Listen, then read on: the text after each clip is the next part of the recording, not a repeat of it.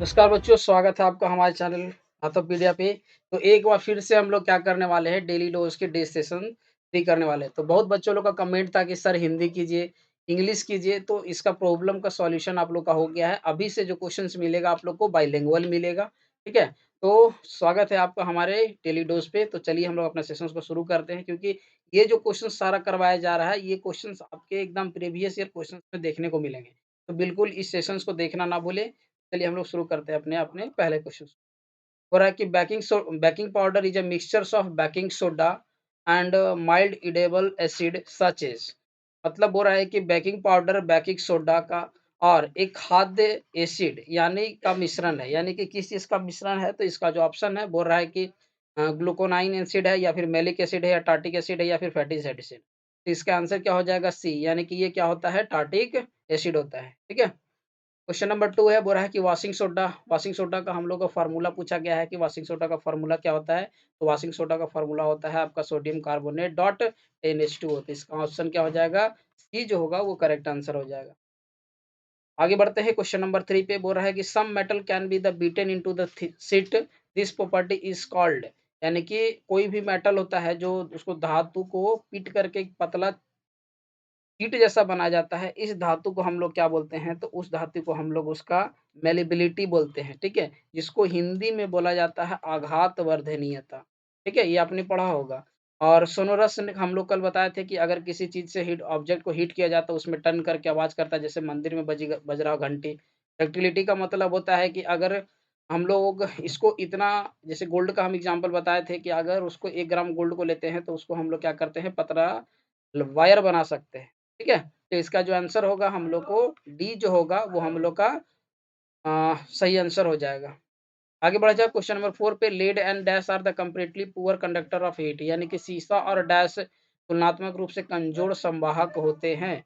तो बोल रहा है कि मरकरी, यदि ऑप्शन है आपका सिल्वर, मरकरी, कॉपर या फिर जिंक। तो इसका आंसर हो जाएगा आपका मरकरी, ठीक है? आंसर क्या हो जाएगा? बी, ठीक है। आगे बढ़ते हैं क्वेश्चन नंबर 5 पे। क्वेश्चन नंबर 5 है हम लोग का कि dash is a liquid of non metal, एक तरल गैस, ठीक है? धातु, ठीक है, यानी कि कार्बन है, सल्फर है, आयोडीन है, या फिर ब्रोमीन है। तो जो 5 नंबर है इसका आंसर क्या हो जाएगा? आपका ब्रोमीन। इसका आंसर क्या हो जाएगा? 5 का डी जो है, ठीक है? 5 का डी आपका सही आंसर हो जाएगा। आगे बढ़ा जाए क्वेश्चन नंबर 6 पे। Non metallic oxide are in dash nature, यानी कि जो नॉन मेटालिक ऑक्साइड जो होता है वो आपका क्या होता है? ठीक है, एसिडिक होता है, बेसिक होता है, न्यूट्रल होता है। तो जो नॉन मेटालिक ऑक्साइड जो होता है वो आपका क्या होता है? एसिडिक होता है, ठीक है। और जो आपका मेटालिक होगा उसका क्या होता है? बेसिक होता है। तो ये भी आपको क्या करना है? याद कर लेना है, ठीक है। तो ऑप्शन हम लोग का बी जो होगा, 6 का बी, ठीक है, ये हम लोग का करेक्ट आंसर होगा। आगे बढ़ा जाए क्वेश्चन नंबर 7 पे। क्वेश्चन नंबर 7 बोल रहा है कि base which are soluble in water are called, यानी कि वैसे क्षार जो पानी में घुलनशील होते हैं उन्हें क्या कहते हैं? पैराडीन, एसिड, सॉल्ट या फिर अल्कलीज, ठीक है। तो इसका आंसर हम लोग का क्या होगा? उसको हम लोग बोलते हैं अल्कलीज। तो 7 का जो डी है वो हम लोग का क्या हो जाएगा? करेक्ट आंसर हो जाएगा। 8 नंबर क्वेश्चन पढ़ा जाए। बोला कि मेटालॉइड अमंग द फॉलोइंग, निम्नलिखित में से, ठीक है, निम्नलिखित में से मेटालॉइड है, यानी कि निम्नलिखित में से इसमें से कौन सा मेटालॉइड है? तो बोल रहा है कि लिथियम है, सोडियम है, कैल्शियम है, या फिर टेलरियम है। तो जो इसका आंसर जो होगा ये होगा आपका टेलरियम, यानी कि डी जो ऑप्शन नंबर है वो ऑप्शन नंबर डी हम लोग का सही है, ठीक है। तो हम लोग का आज अच्छा खासा क्वेश्चन है। तो जो आप लोग कंफ्यूजन था हिंदी इंग्लिश का, वो कंफ्यूजन आप लोग का क्या हो गया?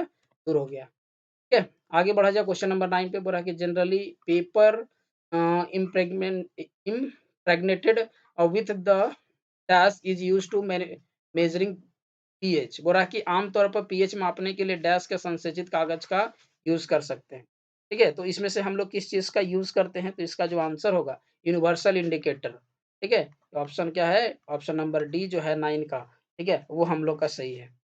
आगे बढ़ा जाए क्वेश्चन नंबर 10 में पर बोल रहा है कि when the pH of rain water is less than dash it is called the acid rain, यानी कि कितना कम होने पर हम उसको कह सकते हैं कि अम्ल वर्षा हम लोग उसको कहते हैं, पीएच वैल्यू। तो आपका ऑप्शन है 6.5 से 5.6, 7.0, 7.4। तो जो इसका आंसर होगा, ठीक है, वो हम लोग का होता है बी। 5.6 से जब नीचे रहता है तो हम लोग कहते हैं कि एसिड रेन होने वाला है, ठीक है। और आज के सेशंस में हम लोग एसिड रेन वाले टॉपिक को हम लोग कवर किए हैं। आगे बढ़ा जाए। White silver chloride turn grey in sunlight, this is due to the dash of the silver chloride. बोल रहा है कि सफेद सिल्वर क्लोराइड सूर्य के प्रकाश में भूरा हो जाता है, ठीक है, और यह सिल्वर क्लोराइड के डैश के कारण होता है, ऑक्सीडेशन या डिस्प्लेसमेंट या फिर रिडक्शन या फिर डिकम्पोजिशन। तो जो इसका आंसर होगा ये हो जाएगा डिकम्पोजिशन के कारण, ठीक है। तो ऑप्शन नंबर डी जो होगा ये हम लोग का सही आंसर है, ठीक है।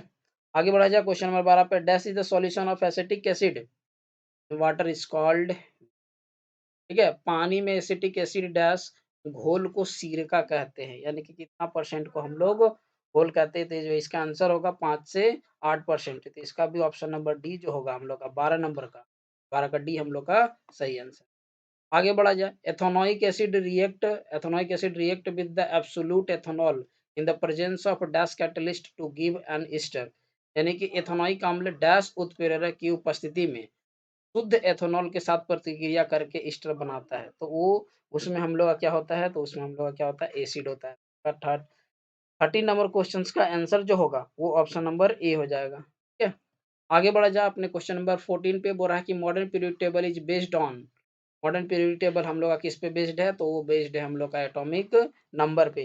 तो जो 64 होगा, 64 का क्या हो जाएगा, बी जो हैगा सही होगा, क्योंकि इससे पहले जितना भी आया था वो आया था आपका एटॉमिक वेट पे, यानी कि उसके परमाणु द्रव्यमान के अकॉर्डिंग हम लोग उसको सजाना शुरू किए थे।